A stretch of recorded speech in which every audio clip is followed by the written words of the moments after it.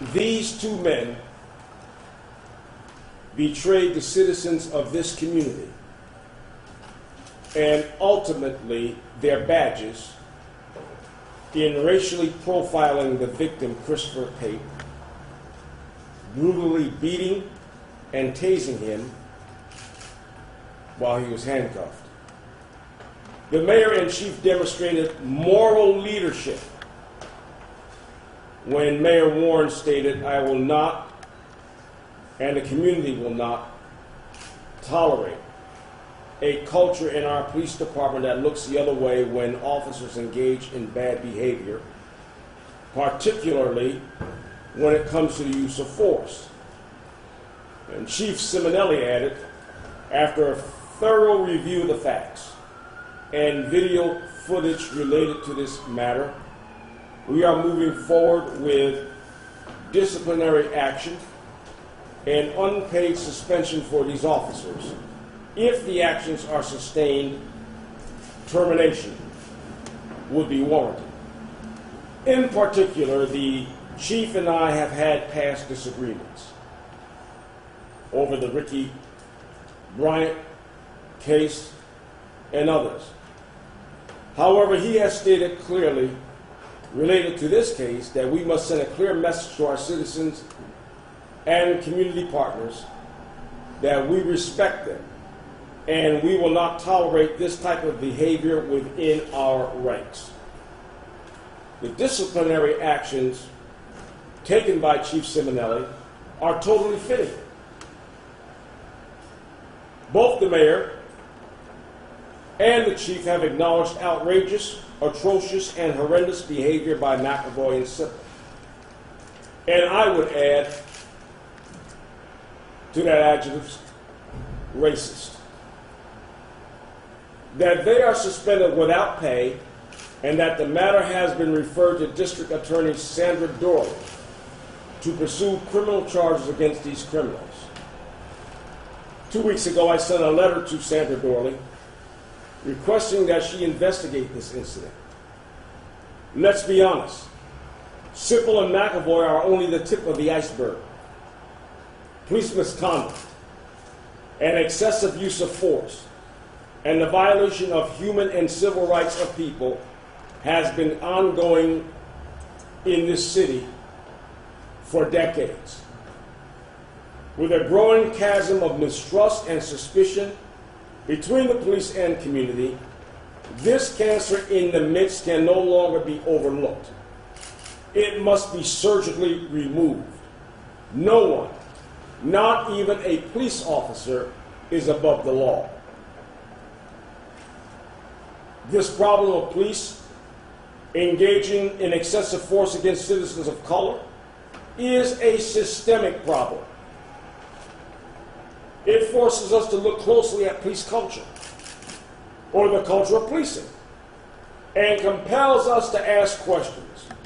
What is it about this culture that other police officers who are seemingly honest and possess integrity remain silent and even defend the evil acts of their brother and sister officers? What is being done to weed out officers who are racist, misogynistic, and homophobic? How are these behaviors being addressed? What is being done at the academy level to provide anti-racism and education training? We know that there are many police officers who live up to their oath. They have a dangerous profession. However, a systemic problem exists and must be examined, its origins explored, and provide alternatives to it. Finally, this case is not just about Christopher Pate, even as ugly as it is. It is also about Benny Ward. It is also about Ricky Bryant. It is also about Brenda Hardaway. It is also about Phyllis Harmon. It is also about Calvin Green, who was shot and killed in an attic. It is also about Alicia McCullough, who was shot and killed years ago, and many, many more. It's about every black American who has been assaulted, falsely arrested, killed by law enforcement, and has not received justice. Far too many black men and women have been beaten by the police because of who they are, being black. Police officers must begin to see themselves not as invaders or warriors, and stop viewing the black and brown communities as third world occupation zones.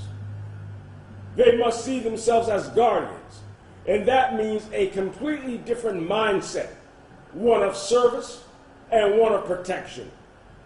This is just the beginning of a turn in police-community relations, but we have a long ways to go. And one final note before I conclude. We are going to remember Reverend Graves and what he stood for, who lifted up this banner and tried to deal with this issue decades ago. But the baton is being passed on to those who will never give up. We will remain forever vigilant. The Coalition for Police Reform, Enough is Enough, Genesee Valley New York Civil Liberties Union, Muhammad's Mosque, and UCLM in concert will continue to fight for justice, be a voice for the voiceless, and organize the powerless. Thank you. Questions? Reverend, do you think the video of the body camera should be released immediately?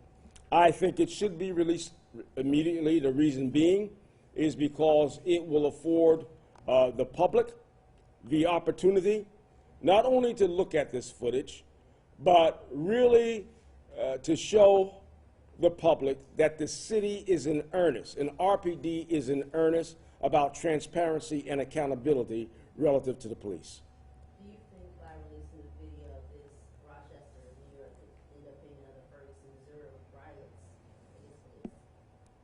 I don't think so. I've been in this town for decades, and 64 there were riots.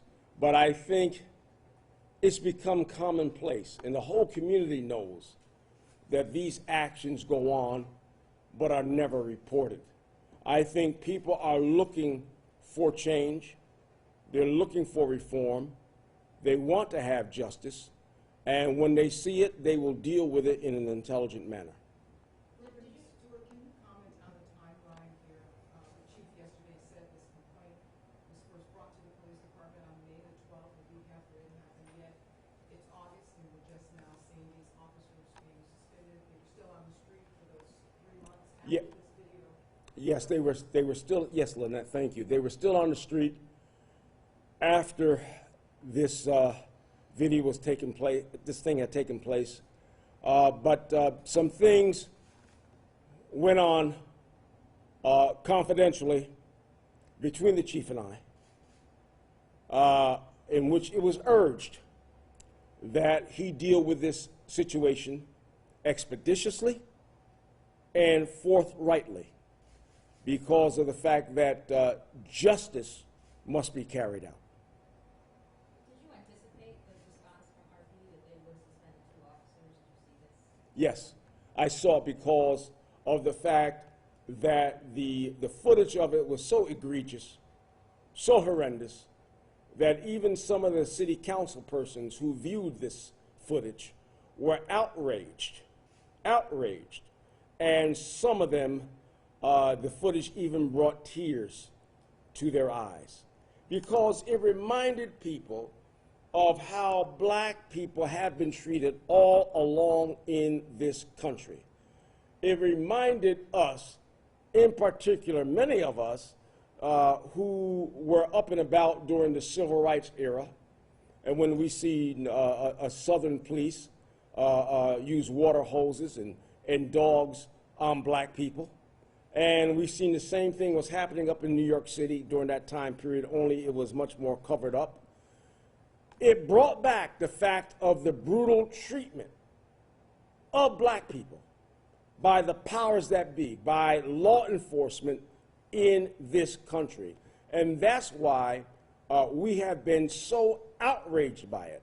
But at the same time, what happened to Christopher Pate, I believe, puts the whole criminal justice system under indictment.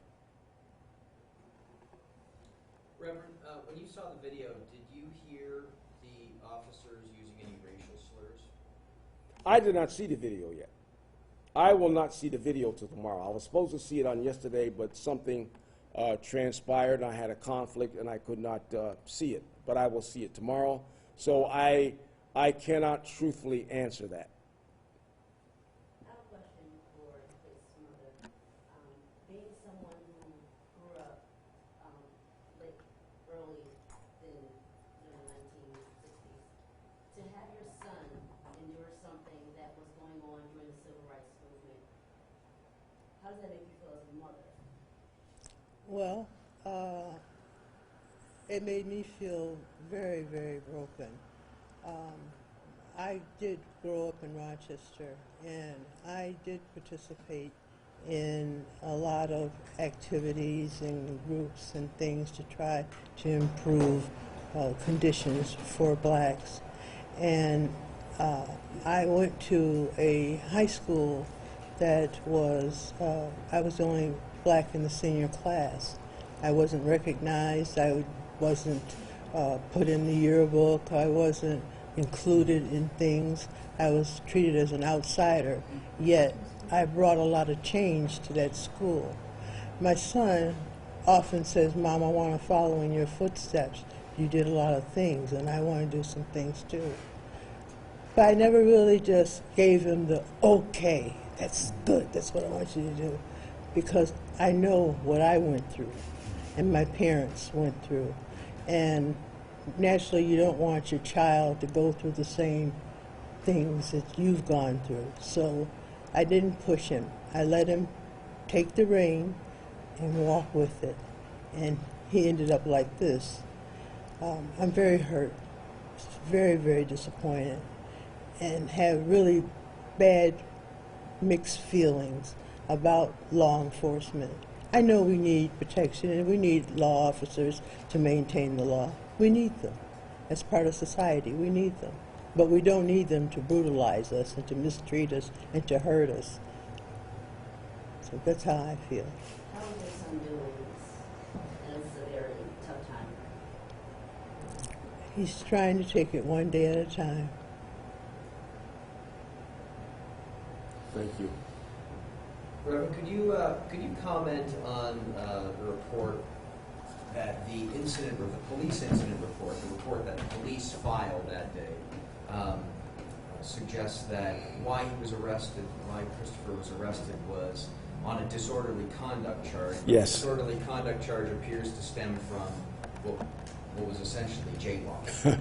Can you comment on that? And I'd like to hear your thoughts on how prevalent that is. Well, in your community. I don't know how prevalent it is to get the hell beat out of you by jaywalking, as it was in this case. But I meant the disorderly conduct charge linked to jaywalking. Yes, but there are a lot of charges that the police put upon victims of arrest, like disorderly conduct, interfering with governmental administration, and some other junk, and they always deflect that in order to cover up what they do, which is their own brutality and their own racial profiling and actions. So what they did with Chris is nothing new. It's common in the black community. The way police act towards young black men and even black women. It's common. But thank God that Judge Maya Dixon saw through those bogus charges, David, and threw them out. She threw them out.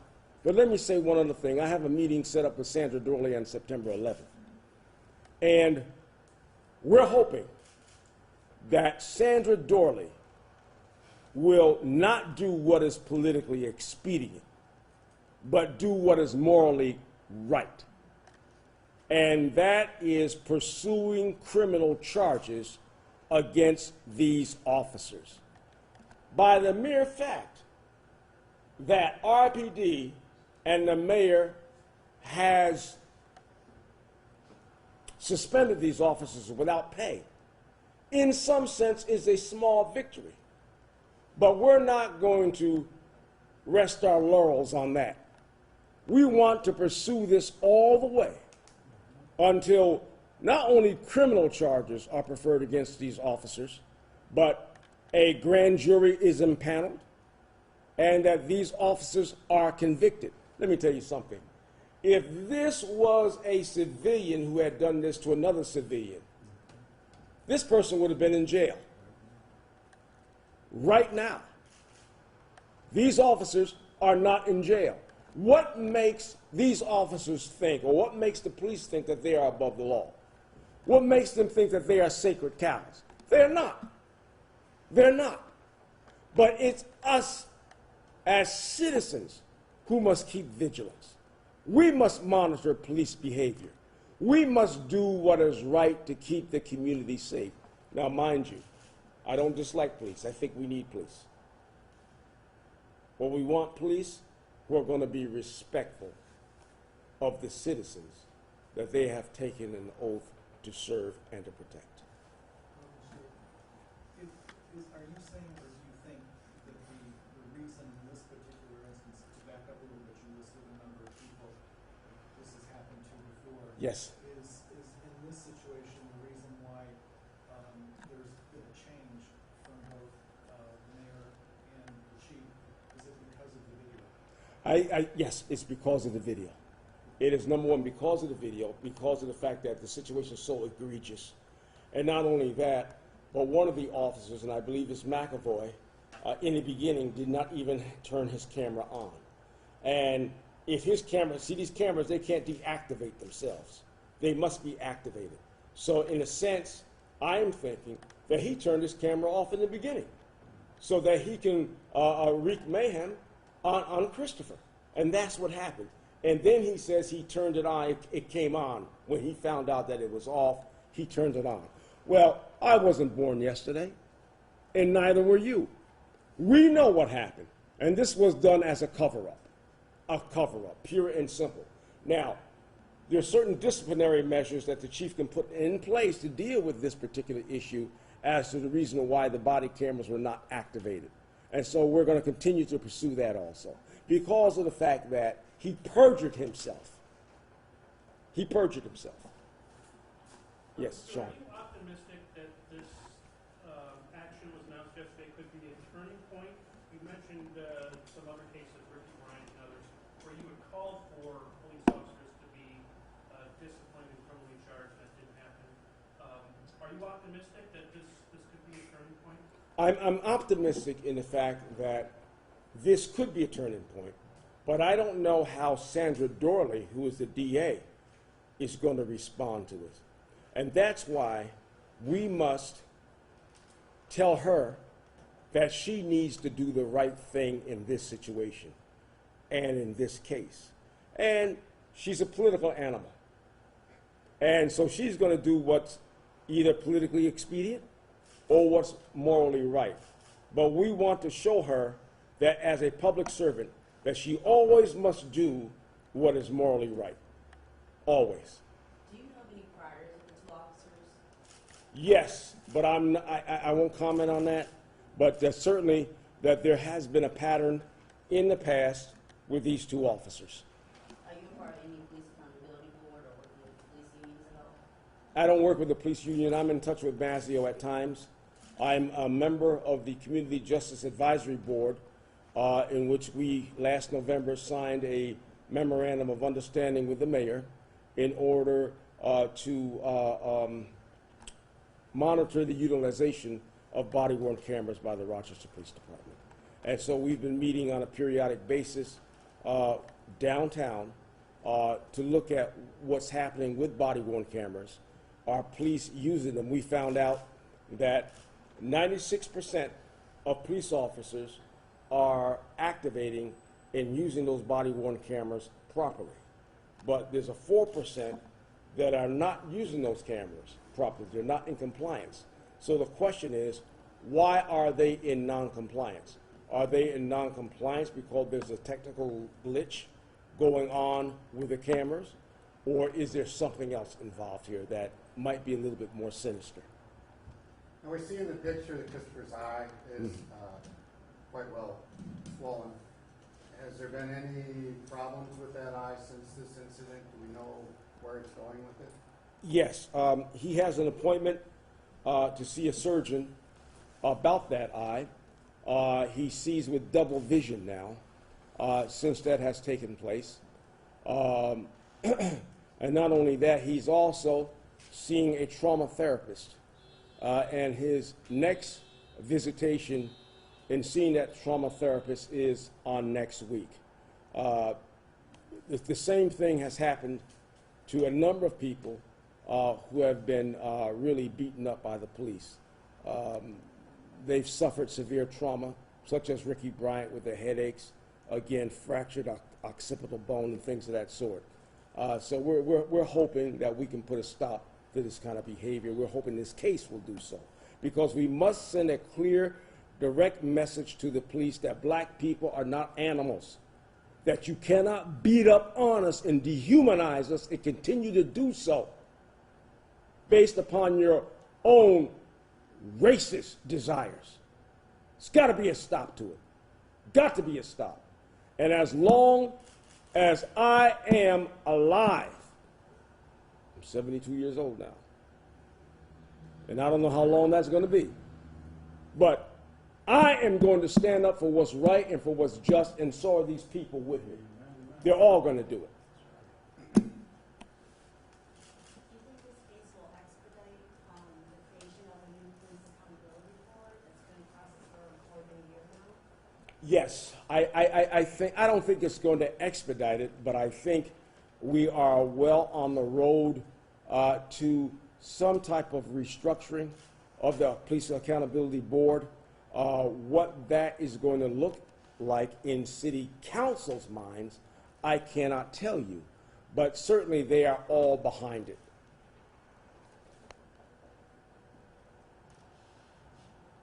Can you say and spell your first and last name, ma'am? Can you say and spell your first and last name? Sandra, S-A-N-D-R-A, Pate, P-A-T-E. Okay. Please do not ask any more questions of Chris Pate. Please don't. All right. Yes, Lynette. All right. Thank you so much. I appreciate this. Thank you. And we will keep you posted on everything that happens. I will see the video footage on tomorrow. If you want my reactions to it, give me a call. You all have my cell number. Thank you so much.